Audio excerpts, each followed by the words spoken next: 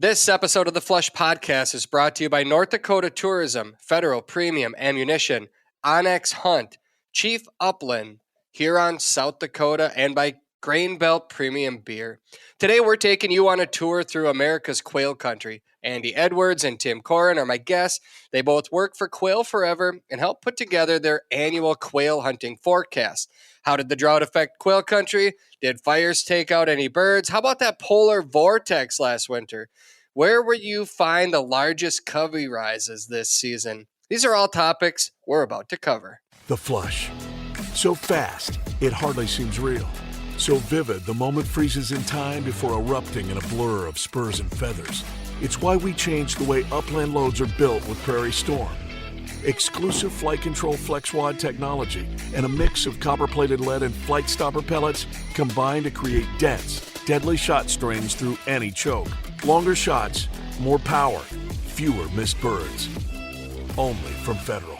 If you're looking for a great bird hunting destination this season, then I strongly recommend that you consider one of my favorite places to hunt. That's North Dakota. North Dakota is a bird hunter's paradise. You can hunt both waterfowl and upland birds all in the same day. Ducks and geese in the morning, pheasants, sharp-tailed grouse, and Hungarian partridge in the afternoon, or vice versa.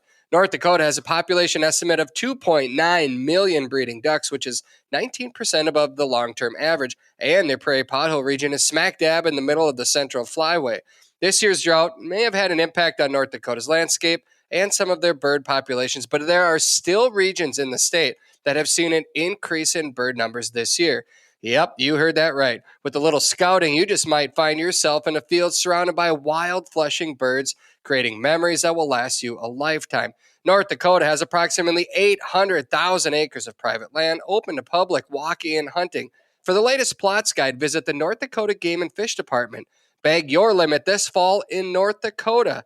Visit legendarynd.com to start planning your hunting adventure today. The wild is calling. Answer your thirst for adventure with Grain Belt Premium Beer. Bring the Grain Belt to the outdoors with their limited edition premium hunting season pack. It's available anywhere you can find premium 12-pack cans of Grain Belt.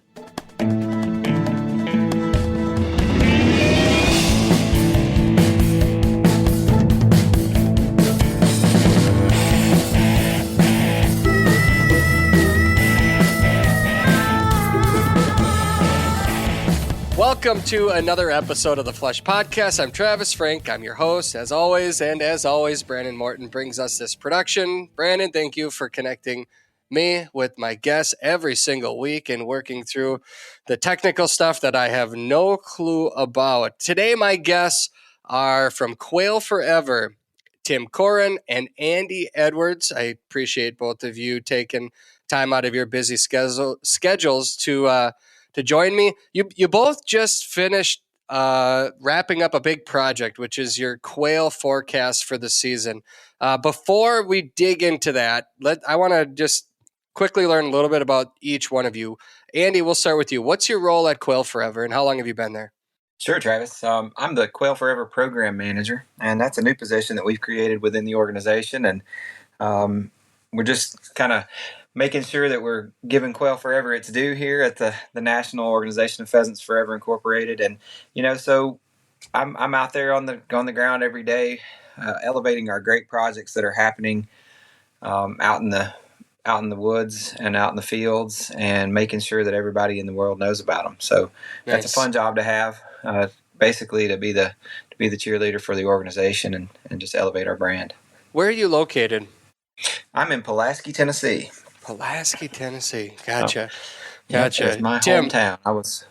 Tim, how about you? This is the first time, and I apologize in advance that if we jump on each other here a little bit. The first time we're doing multiple guests not in the same location, so we'll do our best to not step on each other. But Tim, you were a guest last year when we did this, and you do a great job with helping people understand what the quail conditions are like around the country. But quick introduction on your role at Quail Forever, where you're located, how long you've been there, et cetera, et cetera. Yeah, man. I appreciate the opportunity to come back on. I'm the Director of Conservation Delivery for the Bob White Range at Quail Forever. I've been with the organization just shy of 20 years, and I've had a lot of different roles, from habitat specialist, the biologist, the manager, the director, and I love it all. I love doing it all. Love connecting with good people, and I love the things we do, and helping make memories for people. And what's your favorite job or task at Quail Forever?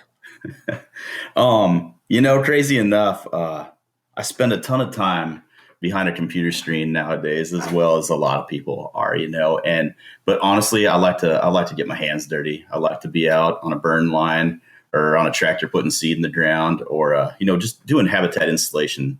Feels real good, and I miss it. I like it. I don't get to do near as much of it as I used to, but I probably do a lot more of it with the stroke of a pen than I ever did with a tractor. But I miss the tractor and I miss the drip torch. Can you pull rank ever and say I'm gonna leave this project? Yeah, I absolutely do. I mean, that's the good part of supervising a lot of people, is I get to see what they're doing, and there are days when I call folks up and I tell them I'm going to be on the burn line or grab a chainsaw or kick them off the tractor or whatever I need to do to get back out there and get reconnected with the land. Sweet. Well, how long does it take to put together this quail forecast? I mean, you're talking 3/4 of the country, the quail country, so it's vast, it's big. I have to imagine it takes a while. Yeah. The great thing is there's a lot of really good people out there that are quail biologists, quail coordinators. We have a really strong network. We're building our workforce of biologists across the quail range as well. So we got a lot of resources to tap into, but it is, we put our feelers out in a lot of directions to get as much inside info, hot tips, hot topics, best places to be. And, it's a couple weeks of pulling things together for sure, and touching back to people. It's funny. Some people think that these forecasts can get inflated sometimes, because they're trying to pull more folks in their state. But to be honest with you, more times than not, I think sometimes they're hiding the real good info because they don't want to get overpowered with people. But we try to put out our feelers, talk to our people, talk to all of our state and federal Fish and Wildlife Agency partners, and we try to honestly just put together the best real forecast that we possibly can, because we want to get as many people out enjoying it as we possibly can. Do you think, I'm sure this is going to be a common theme. A couple weeks ago, I had Tom Carpenter from Pheasants Forever on. He worked on the pheasant forecast, and we did a deep dive into each state and region, and the drought was, an overwhelming theme. But in the quail country, that polar vortex that nailed the country late winter last year, it's so far in our distant memory, but that can have a very big impact on quail. Overall, where do you say, nationwide, are you feeling good about this hunting season? Yeah, what I always tell people is, you're going to have factors like polar vortexes and ice storms and droughts and things like that. But, my old boss used to always say, every season we'd be talking shop about where we're going to go, what's going to be the hot spot. And he'd always say, boys, there's always birds somewhere. And that is the truth. You just got to look and see where the place to be is. And that'll rotate from year to year. And the polar vortex, it beat up the Midwest pretty hard.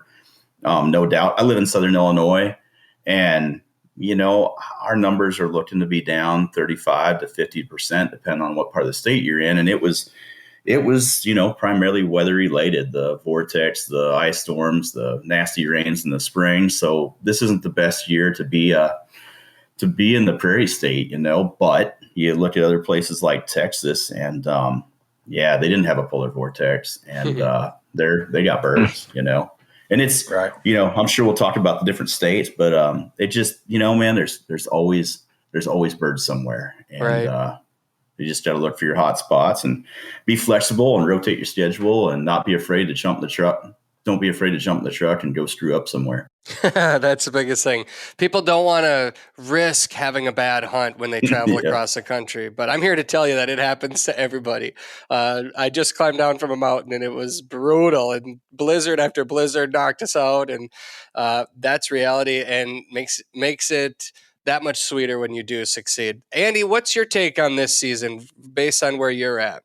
Yeah, likewise with what Tim's saying, there are definitely states, particularly kind of the Midwest, that took a hit. And we see that played out in the numbers. But I think, like Tim was mentioning, states like Texas and quite honestly a lot of the Southeast received some rain, much needed rain. We didn't have a drought here, and got that maybe a little bit later than we would have wanted in some states, but still rain in the forecast, particularly Texas, Oklahoma, those states, is good, and has kind of produced birds as a result. So I think, like Tim's saying, might have to shift your focus a little bit, but there are birds out there to be hunted. All right, let's dig right in on this thing. Andy, where should we start? Should we start east or west? Oh man, you know what? I guess I'm a little biased, but maybe let's start east. All right, let's do it. Let's pick it up. Let's pick it up way southeast. Let's start in Florida and work our way up the coast. What do we see in this season in Florida? Florida's an interesting state. There's birds to be hunted there. A lot of that land is particularly in the northern part of Florida is in private holding. They have birds. They know how to make a lot of birds in those in that plantation belt there in North Florida. But there are some birds to be had on public land, and quite far down, Babcock Webb comes to mind as a really great area for quail. It's way different than a lot of us think for quail. It's right on the northern edge, basically, of the Everglades. But there are guys hunting down there. Instead of hunting them on Jeeps or horseback, they're hunting them on swamp buggies. But it's a fun place to try. This year's similar weather, is not perfect, but it was pretty good.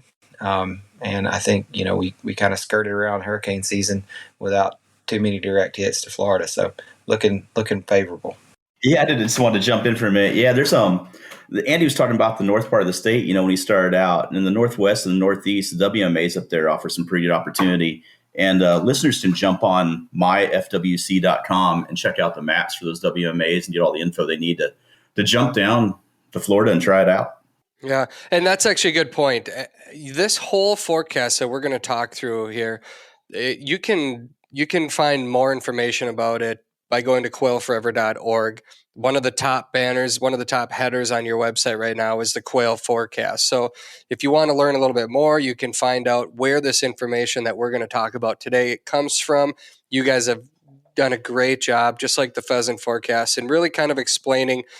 Some states give a breakdown of here's our better areas, here's where the numbers are higher, and it varies across the country. But I encourage anybody listening right now, if you want more than we're able to cover in this, you can find it on quailforever.org on your guys' website.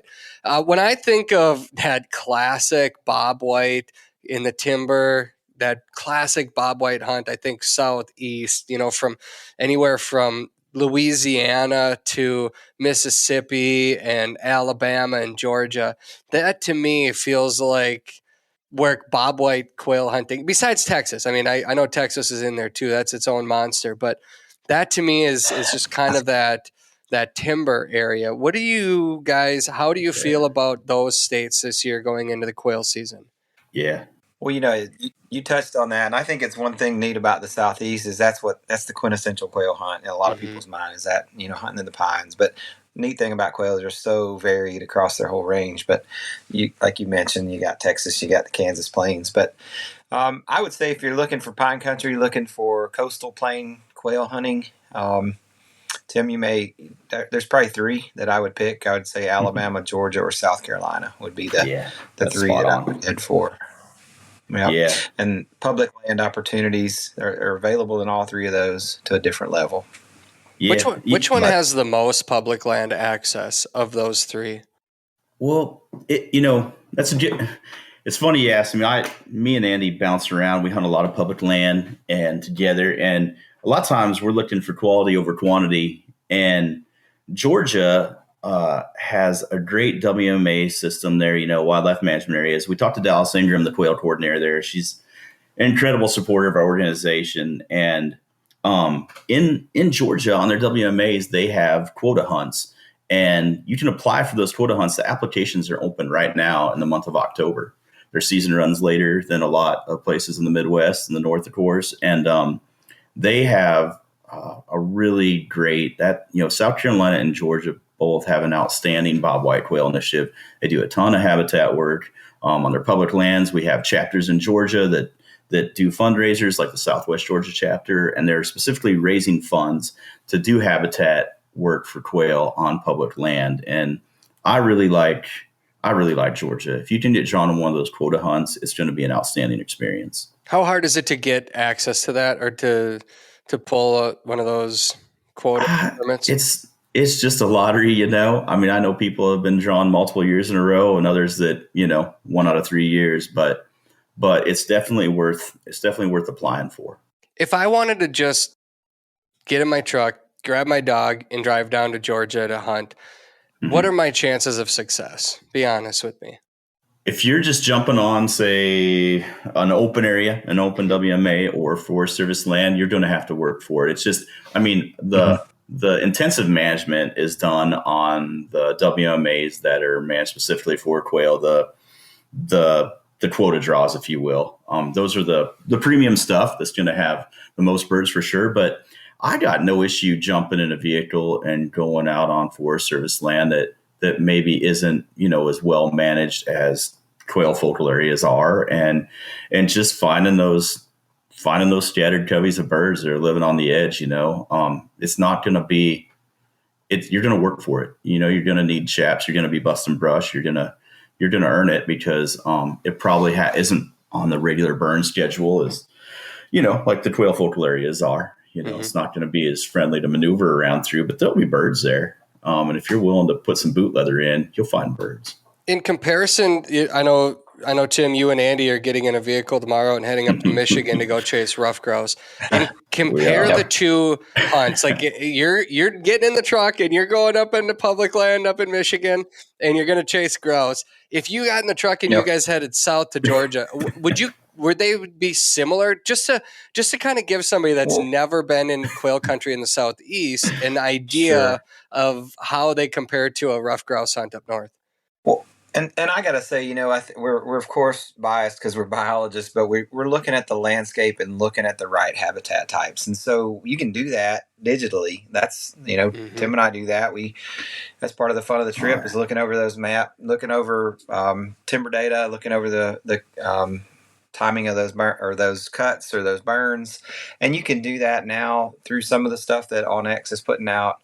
I just did a blog spot a week or so ago that hit about looking to habitat to hunt and finding that where you're seeing all those things put together. You're seeing weedy brood rearing cover mixed with some really good escape cover, mixed with maybe some nesting cover, and finding all that in a small area, a football, baseball size spot. If you're driving down the road and you happen to see that, that's where you want to be. So look, maybe contact even some of those forests, either state or federal, check, see kind of where their new cuts have been.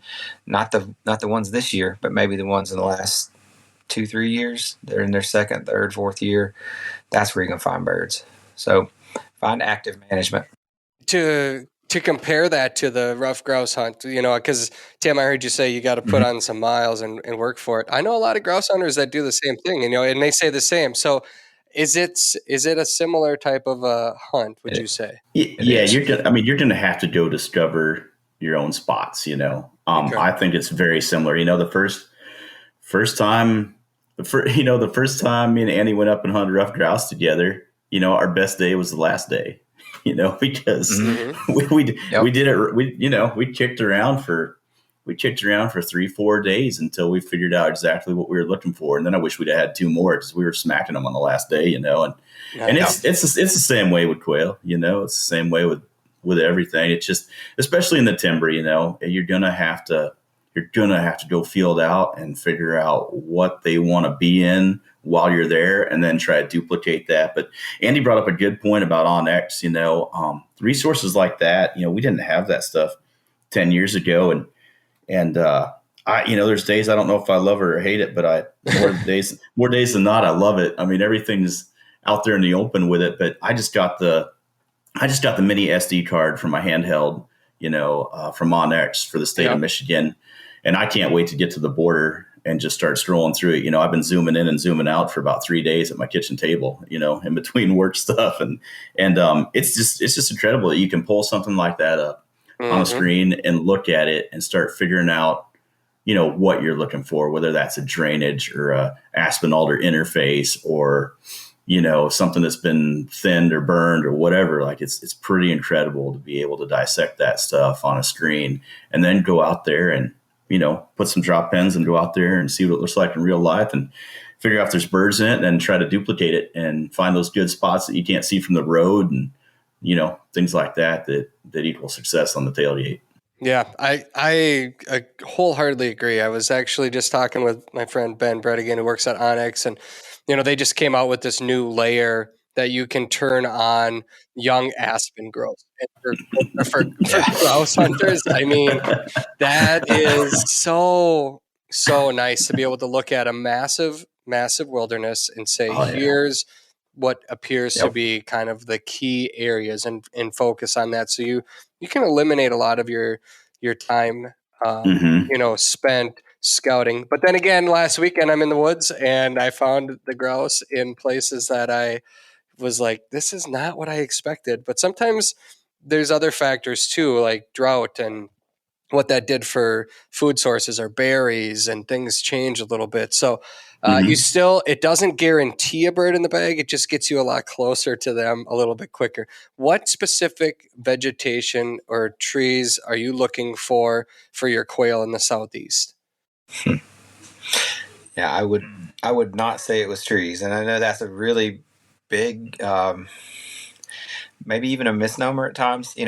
Quail like living around pine trees because it makes it where we can burn them more often. The needle cast is what allows us to burn. And so, here where I'm at in Tennessee, we don't depend on pines at all for quail management.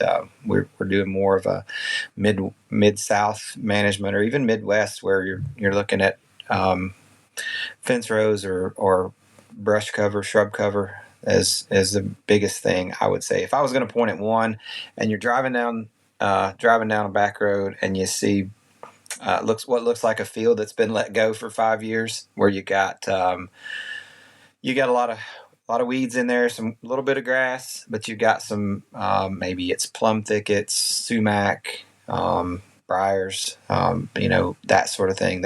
You see these popped up all throughout the field. That's really what I'd key on. Nice. Yeah, I totally agree with that, Travis. And then when you get on farther down into, South Carolina, Georgia, Florida, I mean, you're more so than particular trees. You're just looking for, I think Andy mentioned it before, you're looking for things that have been burned in probably the last, 18 months or less. If you can find that, if you can find areas where that early successional habitat's been sparked by fire and management, that's generally where your birds are. Gotcha. So looking at that quintessential Southeast quail country, where are we at along the average for quail? Are we kind of where you want to be? Or I know we always want more, but where are we at overall? Are we up from last year? Yeah. Are we long-term up, down? Yep. So we've really kind of tried to look at that in a focal landscape. And what that means is, we're pinpointing, let's say, 4 or 5 areas in each state, and in those where we're doing intensive management, we're up over long-term average. We're moving the needle back in the right direction. You're right. We don't have one under every bush, so we're not where we want to be yet. But we've really, I say we collectively, the land managers in the Southeast are making a concerted effort to focus their efforts where they know they can make a difference, and they are. They're doing the right things on the right places. So, I think, like Tim mentioned, going to Georgia and focusing on those draw hunts where it's a quality experience.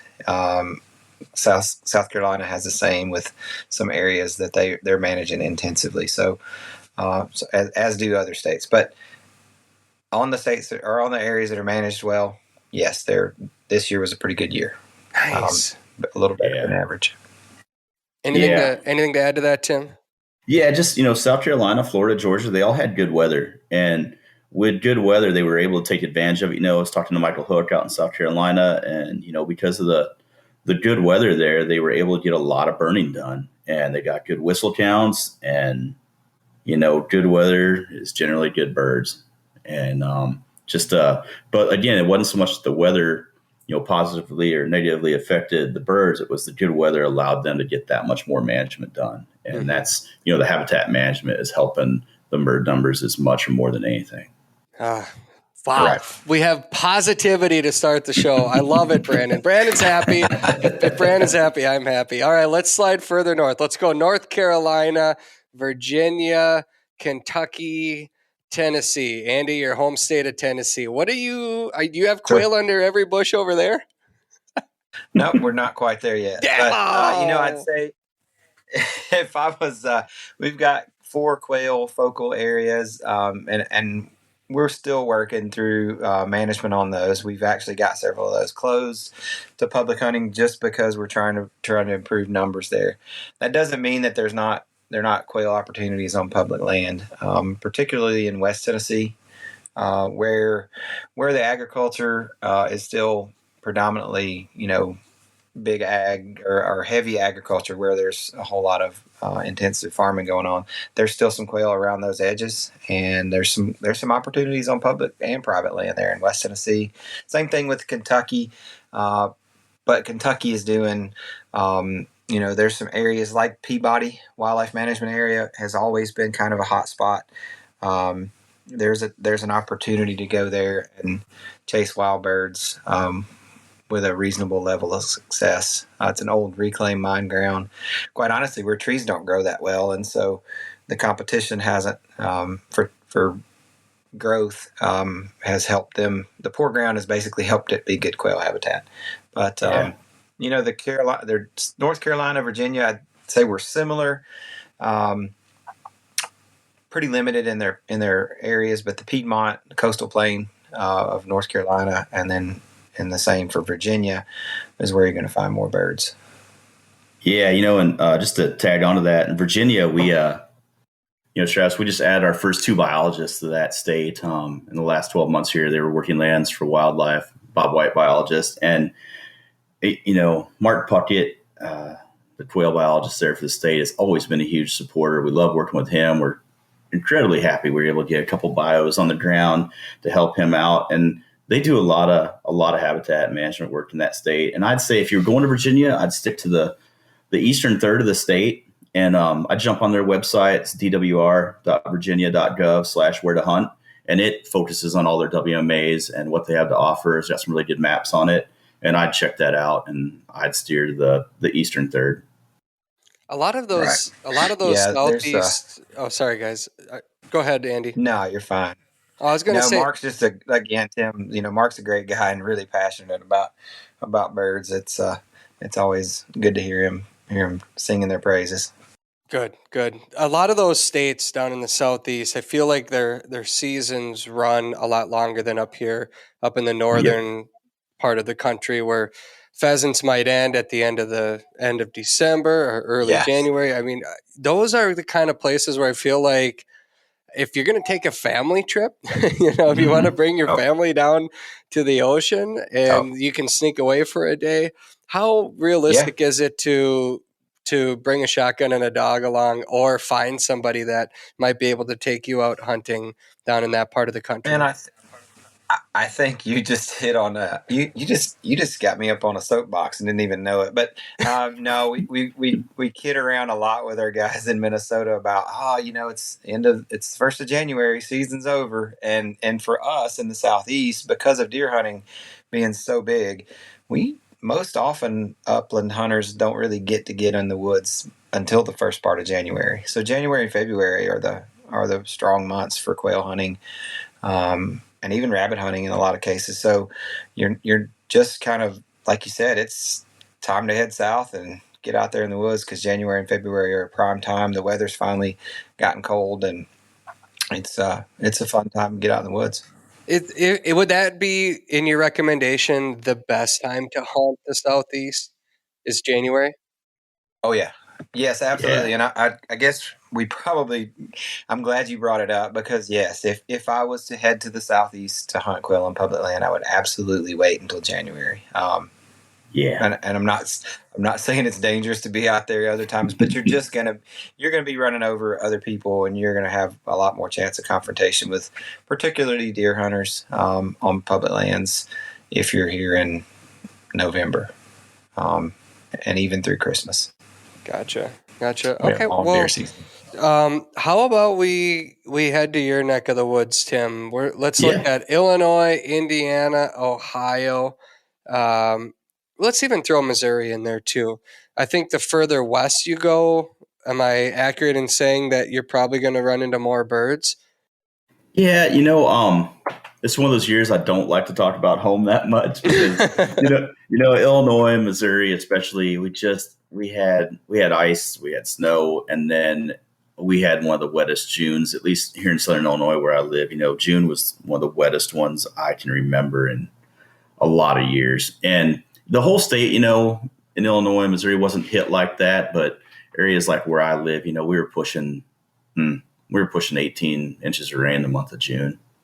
And it was really rough on the birds, especially following a winter with some ice in it, So, the last thing I want to do is tell people not to go somewhere, to hunt. I mean, there's still birds and there's still access, but right here in Missouri, Illinois, Indiana, they're going to be down. I mean, they're down 30 to 50%, depending on where you're going. But again, there's still birds. We still love to see you, but it might be a good year to try something like Texas, or try to get one of these draw hunts, or taking adventures south and double back here next year. Because we just Mother Nature handed it to us pretty hard this year. It's kind of a double whammy.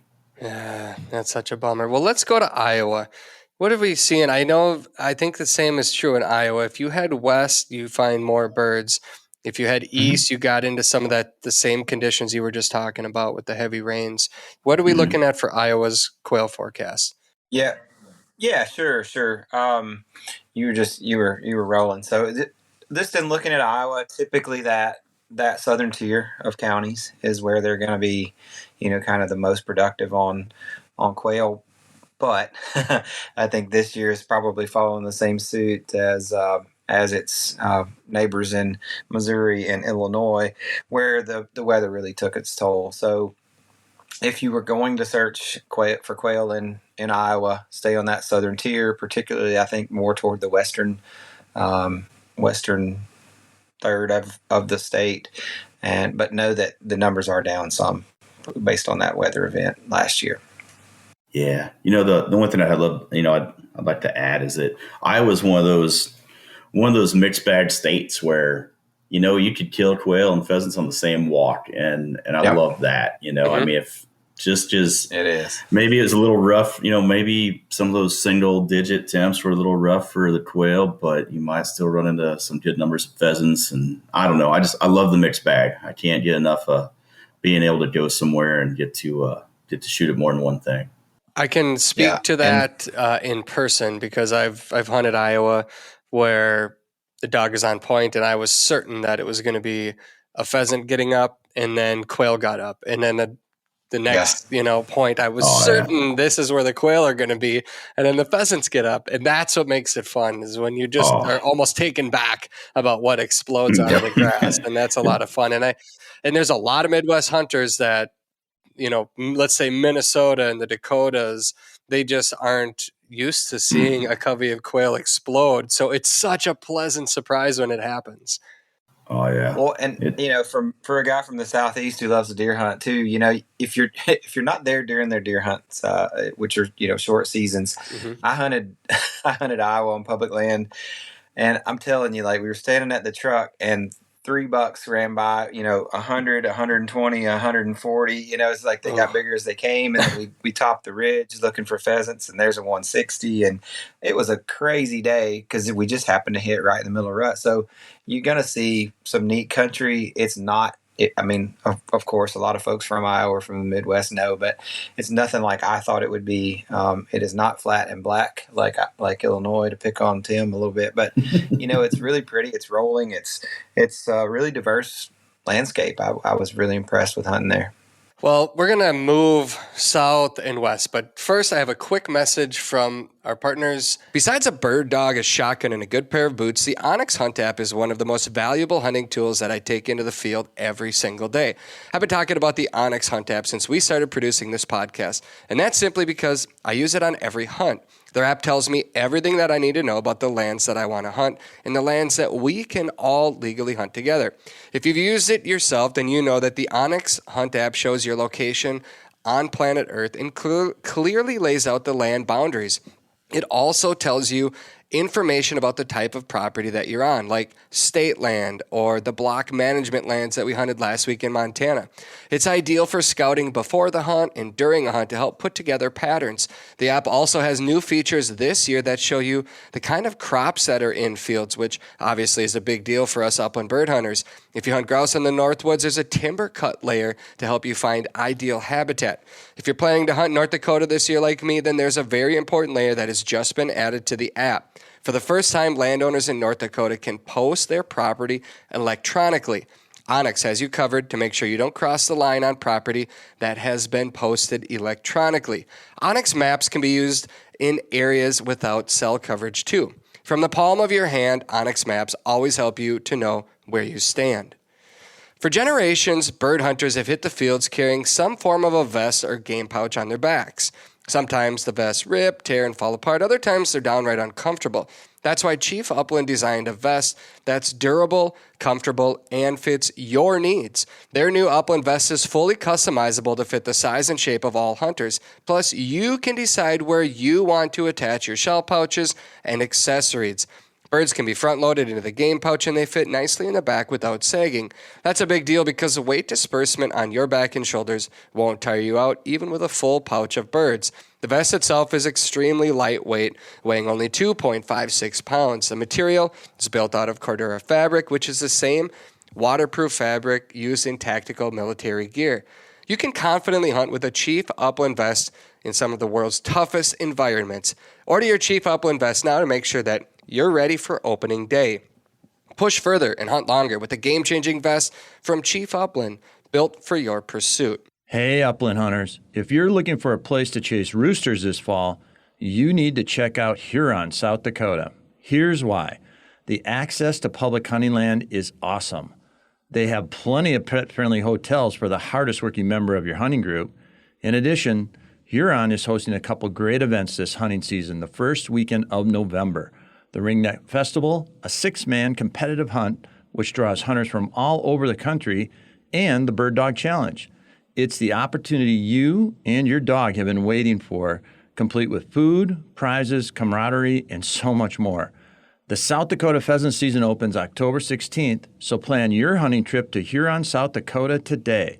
Check out the website and learn more at HuronSD.com. The wild is calling. Answer your thirst for adventure with Grain Belt Premium Beer. Bring the Grain Belt to the outdoors with their limited edition premium hunting season pack. It's available anywhere you can find premium 12-pack cans of Grain Belt. All right, so let's go to Nebraska and Kansas. Now, those are two states that are high on my quail list just because I'm from Minnesota. They're close. The numbers are usually really strong. Then we'll work our way to Oklahoma and Texas.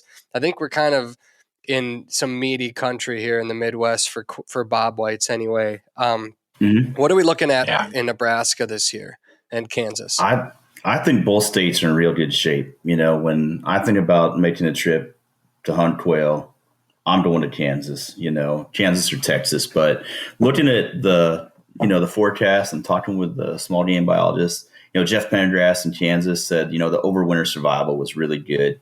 He recommends the Smoky Hills region or central part of the state. I almost hate to say that out loud on the air because that's where I like to go. That's me and Andy have been over there a handful of times, and you talk about a mixed bag. I mean, you can go to that state and you can shoot quail and pheasants. Make sure you get your prairie chicken permit because that's an option. The ducks might be flying. Throw a couple decoys in just in case. I mean, there's in their WEHA program, their walk-in habitat, improvement program, their access program is second to none. I mean, that's kind of the measuring stick for the rest of the country. They got over 1.5 million acres of walk-in public access. And I think the world Kansas. I really like going there, and I love the mixed bag. And they had a good weather year, and Nebraska was really similar. I mean, they had a good overwinter survival, and they're looking at a good season too. They're probably the southeastern, south central part of Nebraska. It's probably the top regions to go to, and and I'm biased.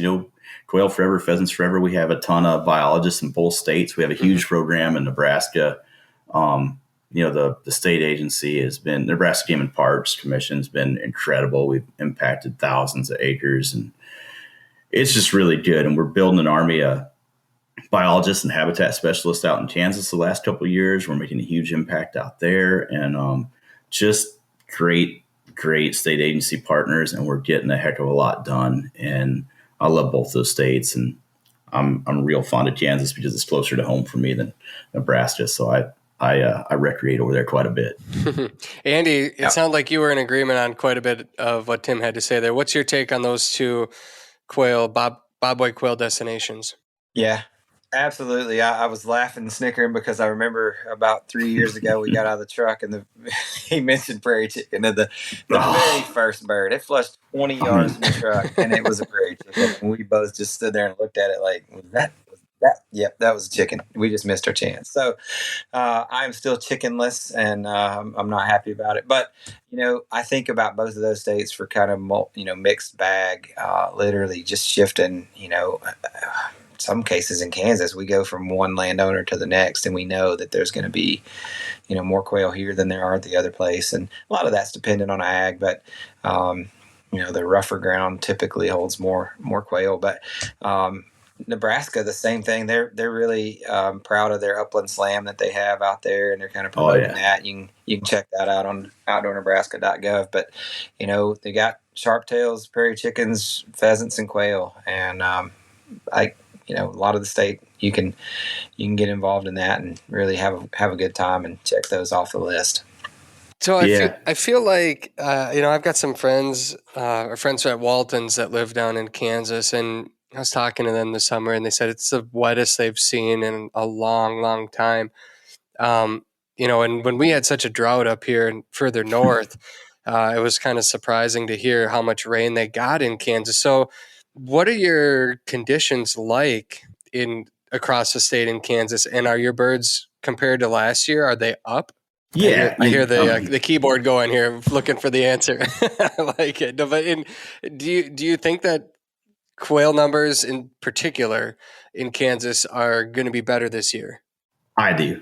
I think, just looking at it, it wasn't, there was significant rainfall, but it wasn't, I don't know, it wasn't hammered like I got where I live right here, and I think the habitat conditions going into the fall are in good shape. And, there's a lot of annual weeds because of that rainfall. And to me, I think that gives you a really good chance to find good numbers of birds. Got it. Okay, let's head south. Oklahoma and Texas. We're going to put those two bobwhite quail destinations together. What are we looking at those two states? Well, I mean, I can tell you Texas. So John McLaughlin down there, he just nailed down the quail biologist job. Good supporter. Great guy, great state agency there with TPWD. And he says South Texas is the place to be. I mean, talking to him, he said that he thinks South Texas is it. They got a lot of things going right, some good weather, some good moisture. And, I actually just hired a working lands for wildlife biologist down there. And Andy was on the interview panel with me, interviewing the candidates. And we heard the same thing from our federal agency partners down there too, that down there in South Texas, they were seeing really good bird numbers. They said this would be a year to drop down there and learn what Texas is all about. How would you describe hunting for quail in Texas to somebody that's never experienced it? Rattlesnakes? No. All right, I guess I'm not going down to Texas. No, it just it can their weather can be it can be in my head coming from the Midwest. What I always think about with Texas is it can be warmer there than you're used to any time of the year. It really just doesn't matter what that calendar month is.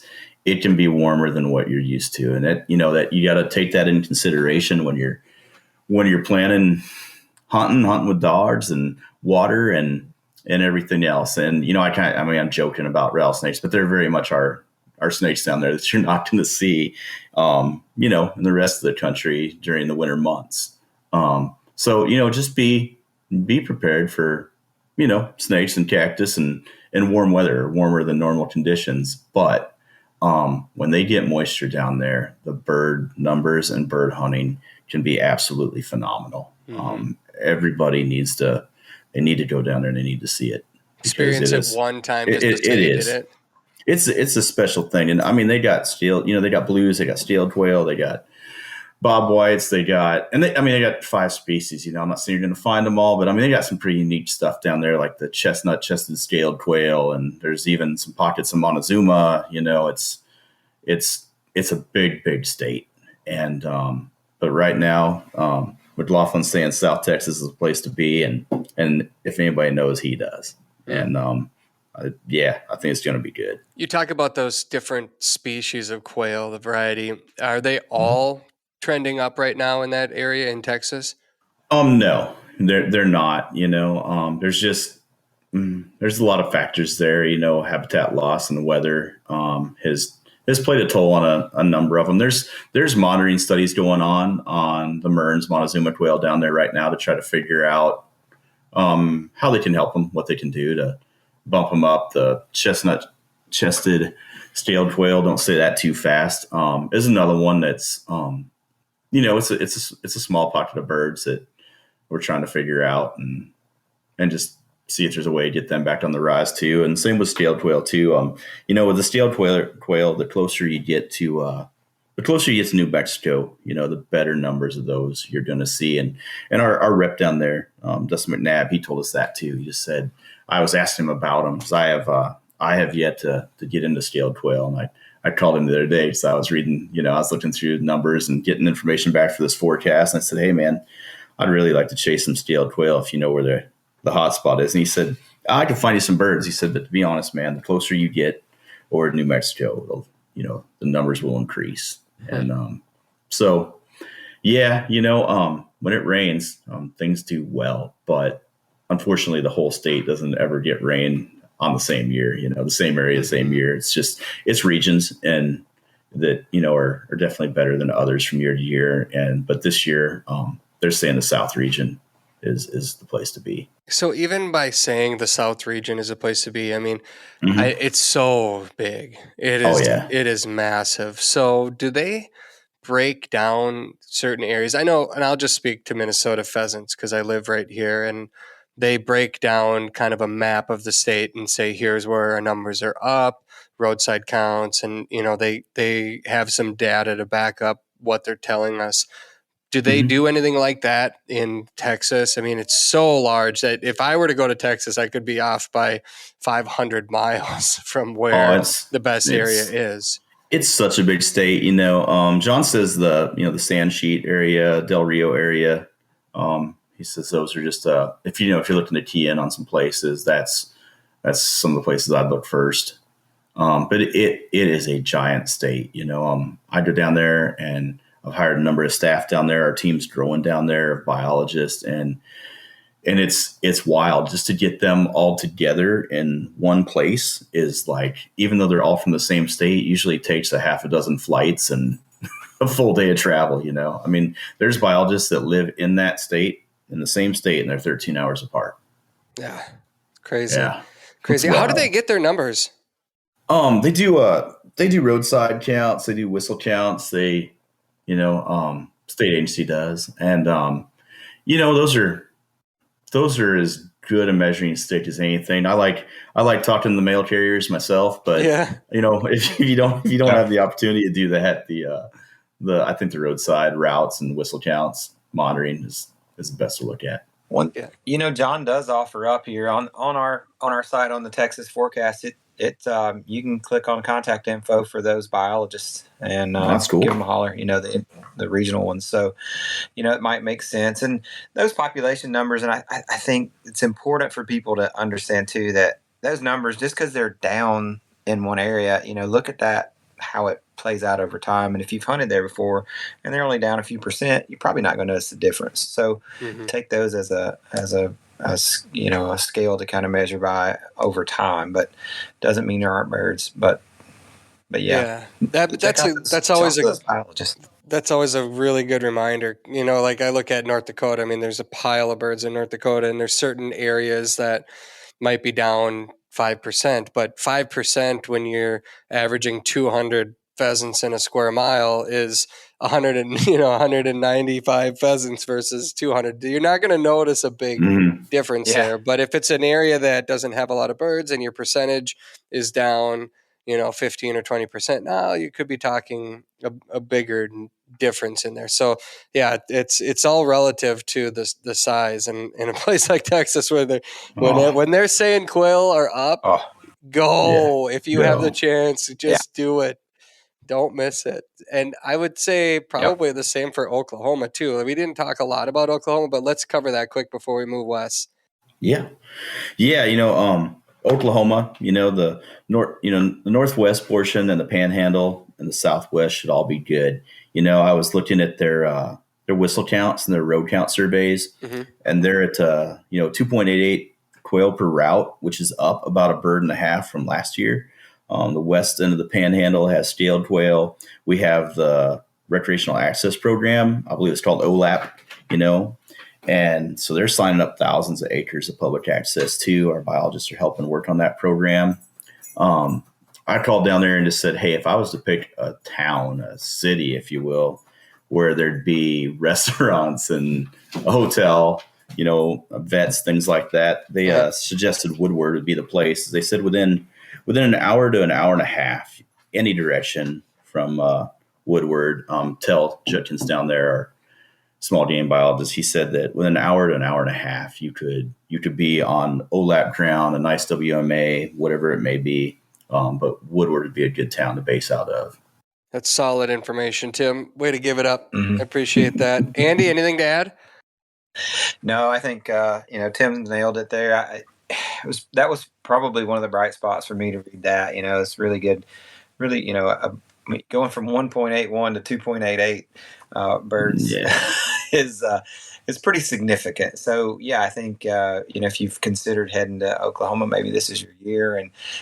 But really, I think just reiterating the need to do some work ahead of time and make kind of make some inroads maybe with some people that out there, or give the biologist a call. If you're not planning on going till December, January, whatever, give them a call now. And go ahead and have a conversation with them. They're way more likely to talk to you than if you're sitting on the roadside calling them in January looking for birds. That's probably not going to get you far.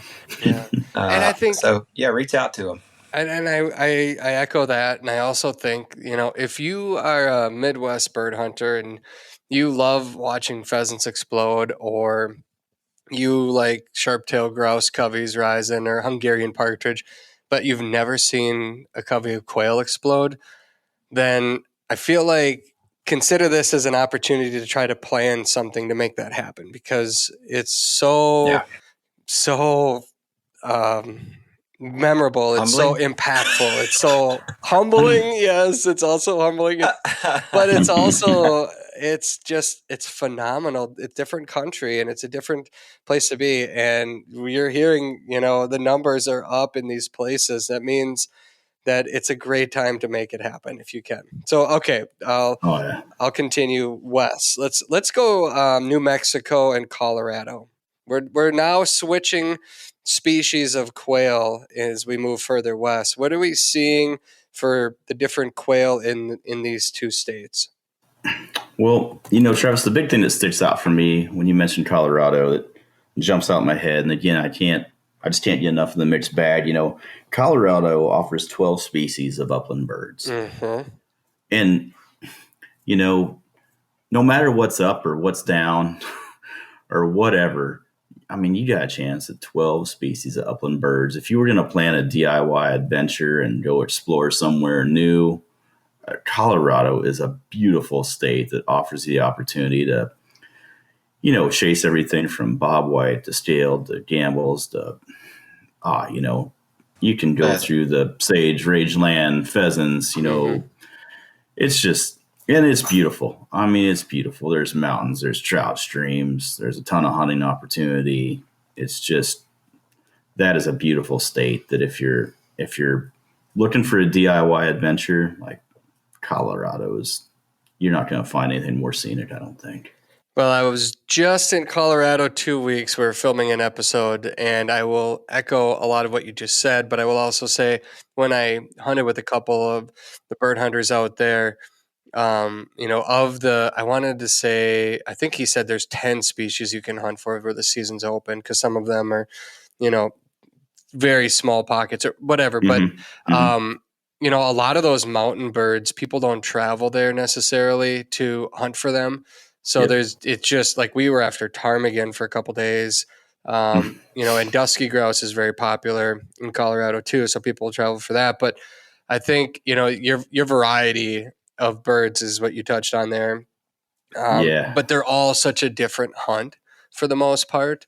Where we were hunting ptarmigan, you're not going to see anything else in that country. But then the timber, 10,000, 12,000 feet, your dusky grouse, the quail are obviously in a much different area there too. But yeah, if you want to go to a place with variety, you talk Wyoming, Idaho, Colorado for a variety of upland birds, it's really, really, really hard to beat those locations for just the sheer amount of birds, and Montana too, that you'll come across, or you could if you went after it. If you wanted to hunt specifically for quail in Colorado, what would you hunt for and where would you go? Well, the small game biologist there said that Baca County, it's in the southeast corner of the state. He said that's where he would go. He said it's a kind of unique area where you can go on a morning hunt and you could run into bobwhites, steeled quail, and pheasants all in the same walk.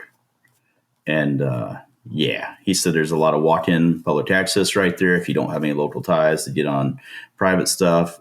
He just said that county's great because of all the walk-in through the access program, and it's some of the best habitat down there. Love it. Yep. New Mexico. Comanche. Yeah. Nope. I was this Comanche National Grassland there as well, and Colorado is a good place. Oh, gotcha. Gotcha. Head as well. Gotcha.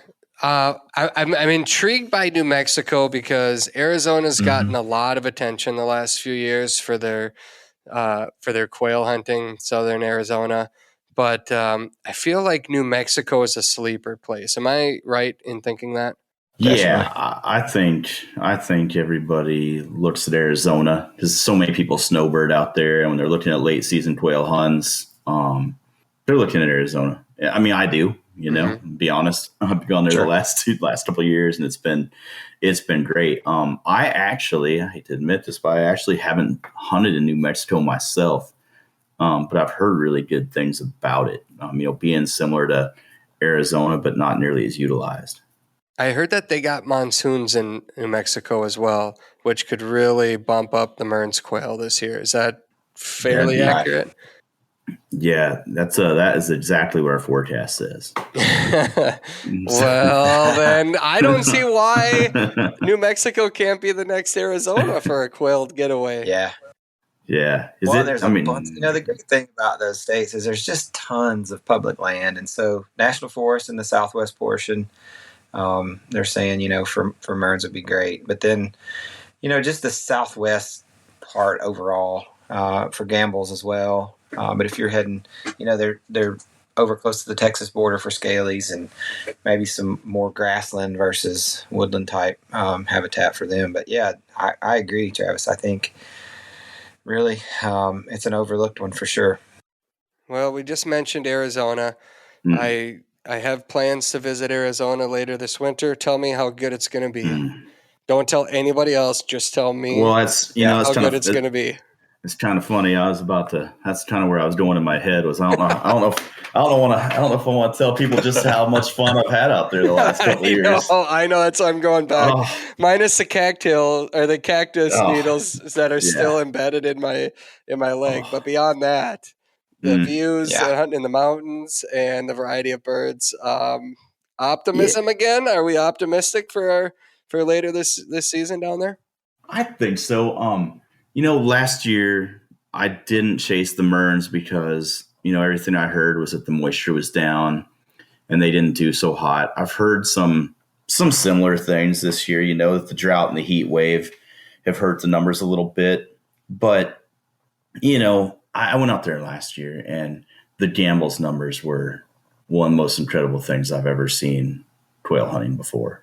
I mean, it was unbelievable. And even if the weather knocked those back, I'm still going back this year because I think, there was enough that if they got knocked back, it'll still be great. And, I think there's a good winter carryover. But if you go to the southeast part of the state, you can chase all three species. And the reports I got were that if you went to southwest, you went near Yuma, the Gamble's numbers are really good again. But I can tell you from hunting Gamble's last year and thoroughly enjoying it that you better take some track shoes because just if they can motor, and they a lot of times would rather duck their head and run to put some distance between you or the dog or both before they take to the air. And you got to be willing to see that going on in front of you and drop your head and get after them so that you got an opportunity to take them out of the sky when they decide to take off. But it was a blast, man. I've gone 2 years in a row now. And it's just, maybe it's because I really enjoy seeing new stuff and doing new things and chasing new species. But there were a bunch of good birds last year. And regardless of, the forecast is that the drought and the heat are going to put a dent in that it's, they're going to be down, but I'm still going to go try. Yeah, I'm going too. And I also have been staying in touch with some people that do a lot of their phone has a lot of different places in the country on the weather, on their weather app, and they get alerts when things move through, and they're making mental notes. And in spite of the drought, the majority of the state hit, there are going to be pockets and spotty areas that are going to have received enough moisture where the numbers could be up or sustained from where they were last year. So I think there's optimism overall from what I'm hearing in that state. Again, it's like anything we're talking about here around the country, there could be fluctuations, and some places nearby are going to be better than others. It's just the storm doesn't necessarily evenly cover an entire state as it moves through. It could be 10 miles away and you could get nothing, and they got 3 inches 10 miles north, so those are things to take into consideration. Again, obviously, you guys have contacts in all of these states, and it's so valuable to have that information to do a little planning if you're going to travel. Let's head north to Utah and Nevada and then California. We got wildfires, we've got drought, we got a lot of negativity. Is there anything positive to talk about there, or do we just go straight to Idaho? There was. I'm just being honest. I feel like the Bureau of Tourism's about ready to give us a call here or something. We're not. North Dakota's the only one that sponsors. Everything you said was right. I mean, there was a lot of fire. There was a lot of dry weather. The drought's gonna put a pretty big hit on a lot of those places you just mentioned. Especially those areas where they had fire and California, not to just jump it immediately, but it's just, there's a lot of really dry weather this year in those areas. And those birds rely on moisture for vegetation and bugs and life, and so it's, and we were talking about this last year on the forecast. I was telling folks, hey, don't cancel your trip out there, but make sure you pull up your fire weather maps and things like that, and make sure you don't go get yourself in a sticky situation, Well, California particularly, a couple of weeks ago, a lot of those areas are still closed. I'm thinking they're starting to open up now, because of the fire season, hoping, is dwindling a little bit here, and it will be more in the next, month for sure. And I would focus on those areas that weren't burned this year, but maybe they had burned 2 years ago. and definitely, and that goes for all those western states. Areas that are 2 to 3 to up to about 10 years out of that disturbance phase are going to be your best ones for birds. Right on. Fair enough. And again, the variety of birds that you can find in some of those places, it's worth the research to do a little scouting to see if you can't get in on some of those exotic quails. And that takes us to Idaho, one of the most beautiful places that I have ever followed a dog. It is so spectacular, and I feel like, and one of the things that we talk about here at the office, like, hey, I just had this hunt fall through. And then Bill Shirk, one of the co-hosts of the TV show, he's like, well, then just go to Idaho. Because, if you go to Idaho, you're going to just get in piles of birds. And the quail, if you find, if you're in the right area, the quail out there can be just absolutely explosive. I don't know what the forecast is at all. I haven't looked at that state, but you guys obviously know what's going on there. Where are we at in comparison to a normal year in Idaho? Well, they're saying this year with the weather and everything that the quail production was good to excellent. They're raving about it. There's strongholds of California quail in the Clearwater region. That's northern Idaho. Excluding the Panhandle. Look for water. Where there's water, there's birds in that state, and they're saying the production was really good, and there's a lot of access, between the BLM ground, and the state walk-in and the WMAs. You have options. You don't have to have private access to go to Idaho and kill birds, and that's what's great about it with all the BLM access too. Mm-hmm. I want to say 75% of the state is publicly owned land. Public land. It's insane. Yeah. It is insane. And truthfully, when I hunted there, and my time there is not nearly as much as I want it to be because it's so phenomenal, but we didn't go on any walks without flushing a bird, and it wasn't always the birds that we thought we were going to flush, but that's another one of those, the beauty of hunting in a place that has so many different species that they coexist. Right. And you might get into quail, you might get into huns, and depending on how high you want to go, chucker. But I mean, there's a lot of birds, and pheasants. There's some pheasants out there as well. Sharp-tailed grouse. We saw the Snake River Canyon. Oh my goodness, and obviously Hell's Canyon too. But you're just talking some of the most picturesque bird country in America. It's the most underrated.